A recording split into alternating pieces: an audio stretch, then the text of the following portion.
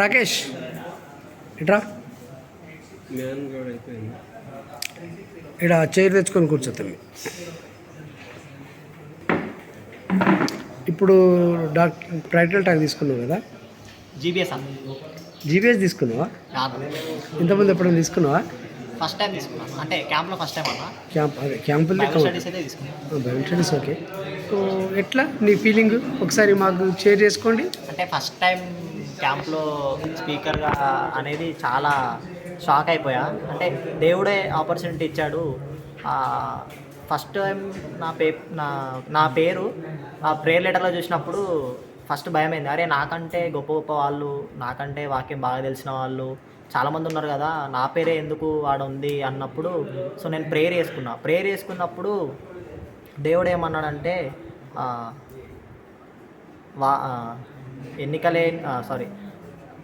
ఎన్నికలేని వాడు బలమైన జనాంగం అవును, మీలో ఒంటరి అయిన వాడు 1000 మంది అగును. సో ఆ వాక్యం ద్వారా సో నాకు కొంచెం ఎంకరేజ్ అయ్యా. దీన్ని మధ్యలో ఆపుతాను, నాకు కొన్ని డైలాగులు వేయాల్సిన అవసరం లేదు. సో నీకు నాకు ఎక్కడో లేని రిలేషన్ ఉంది, ఎందుకంటే ఒకరొక రోజు ఇదే వచనంతో దేవుడు నాతో మాట్లాడారు. ఓకే అన్న. So maybe you are going to come to full time work. నువ్వే టెన్షన్ పడద్దు, కంటిన్యూ చేయి. అంటే అర్థం కాదు, పజ్ చేయండి. నువ్వు ఈ వీడియో చూస్తున్నప్పుడు నీకు అర్థమవుతుంది, రికార్డ్ అయింది. ఇప్పుడు చెప్పు క్వశ్చన్ అన్న, అర్థం కాదు. ఇప్పుడు నువ్వు చెప్పేది కంటిన్యూ చేయమని. ఓకే అన్న. సో నాకంటే గొప్ప గొప్ప వాళ్ళు ఉన్నారు కదా మన జోన్లో, మన రీజన్లో గ్రాడ్యుయేట్స్. సో నా వరకు వచ్చిందంటే సో దేవుడు నా దగ్గర నుంచి నేను పంచుకోవాలి, ఆ పీబీఎస్ ద్వారానో లేకపోతే చెప్పడం ద్వారానో ఏదో నాకు నేర్పియాలని దేవుడు అనుకుంటా ఉన్నాడు. కాబట్టి సో ప్రేయర్ చేసుకొని నేను ప్రిపేర్ అవ్వడం జరిగింది. సో ప్రోడిగల్ సన్ అనేది తీసుకున్నాను. సో నా ఫస్ట్ ఎక్స్పీరియన్స్ ఏంటంటే స్టార్టింగ్లో కొంచెం భయమైంది, బట్ ఎనీహౌ ప్రిపేర్ అయ్యింది. జస్ట్ చెప్పేసి వద్దాం, మిగతాది దేవుడు చూసుకుంటాడు అనేసి నేను అనుకుంటాను. ఇప్పుడు నీ భయం పోయింది, స్టేజ్ ఫియర్ పోయింది. స్టేజ్ ఫియర్ అంటే క్యాంప్లో చాలా మటుకు డైరెక్టింగ్ కానీ ఇట్లాంటివి చేసిన అన్న, అంటే స్పీకర్గా స్టేజ్ ఫియర్ అనేది పోయింది. అది నేను అదంటాను, స్పీకర్గా నీకు ఇంకోసారి ఎవరైనా అవకాశం ఇచ్చినప్పుడు పెద్దగా భయపడు. ప్రతిసారి కొంచెం ఉంటుంది కానీ ఇక స్పీకర్గా నీకేం భయం లేదు. సో దేవుడు మంచి అవకాశం ఇచ్చిండు. ఎట్లా ఫీల్ అవుతాను ఇప్పుడు చెప్పేటప్పుడు? ఎట్లా ఫీల్ అయినాను? చెప్పేటప్పుడు స్టూడెంట్స్ నిజంగా వాళ్ళు ఇన్వాల్వ్ అవ్వరో అనుకున్నా, బట్ నేను అడిగిన క్వశ్చన్స్కి వాళ్ళు బాగానే రెస్పాండ్ అయ్యారు. బట్ ఇంకా ప్రిపేర్ అయ్యి ఇంకా బెటర్ అవుట్పుట్ ఇచ్చింటే బాగుండు అని నాకు అనిపించింది. But next time I will put my 100% efforts. ప్రతిసారి ఎప్పుడు మనకు దేవుని అసైన్మెంట్ అవకాశం వచ్చినా 100% ఇన్పుట్ ఇవ్వాలి. నీకు ఒక షాకింగ్ న్యూస్ చెప్పనా? ఇది నా ఛానల్లో 300వ వీడియో. కంగ్రాట్స్ అన్న. Wonder, thank you.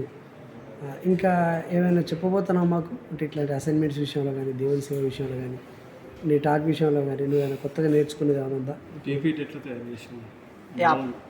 పీపీటీ నేను క్యాన్వాలో చేశాను అన్న. యాక్చువల్లీ క్యాన్వాలో నేను ఫ్లయర్స్ అవి చేస్తూ ఉంటాను కాబట్టి నాకు అవి తయారు చేయడం ఇంట్రెస్ట్. సో అది అట్లా చేసిన అన్న, అది నాకు ఇష్టమైన వర్క్ అట్లా అవి చేయడం.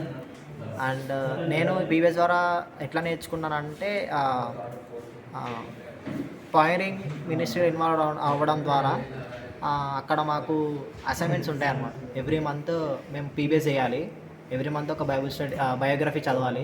సో దాని ద్వారా చాలా పీబీఎస్ విషయంలో ఖచ్చితంగా ఒక డిసిప్లిన్ అనేది వచ్చిందన్న.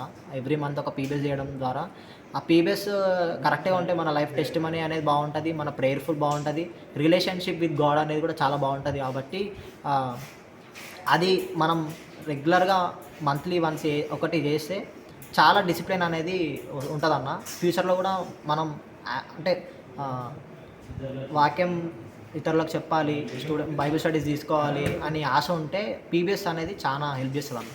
సో కాబట్టి పీబీఎస్ అనేది ఒక సిస్టమేటిక్ వేలో మంత్లీ వన్స్ చేయడం అనేది నేను అలవాటు చేసుకున్నా.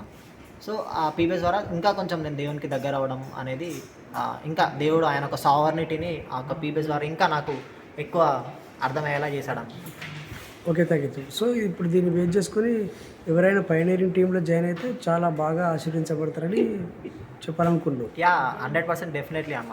సో థ్యాంక్ యూ తమ్ముడు. So welcome. ఎవరైనా పైనీరింగ్ టీంలో జాయిన్ అవ్వాలనుకుంటే ఏజ్ రిస్ట్రిక్షన్ ఇప్పుడు తీసేసినాం.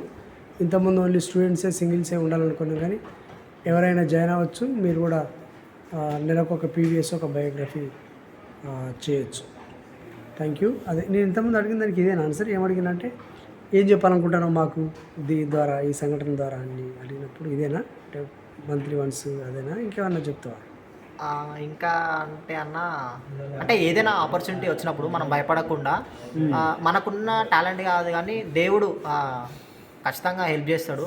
అది చెప్పాలనుకున్నా అన్న.